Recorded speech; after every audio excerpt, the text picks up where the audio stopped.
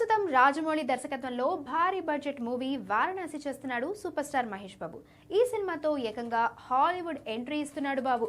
మరి ఇలాంటి ప్రాజెక్ట్ తర్వాత మహేష్ ఎలాంటి సినిమా చేస్తాడు, డైరెక్టర్ ఎవరు, కథ ఎలా ఉండబోతోంది అనే చర్చ చాలా రోజులుగా జరుగుతూనే ఉంది.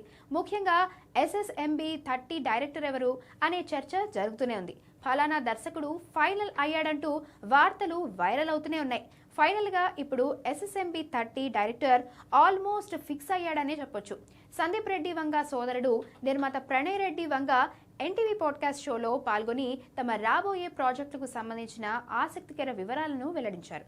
ప్రస్తుతం ప్రభాస్ హీరోగా తెరకెక్కుతున్న హై వోల్టేజ్ చిత్రం స్పిరిట్ తర్వాత సందీప్ చేయబోయే ప్రాజెక్టుల రోడ్ మ్యాప్ ను ఆయన వివరించారు. స్పిరిట్ పూర్తయిన తర్వాత సందీప్ దాదాపు 6 నెలల పాటు విరామం తీసుకుంటారని, ఆ తర్వాత most awaited sequel animal park script work మొదలుపెట్టి పట్టాలెక్కిస్తారని స్పష్టం చేశారు.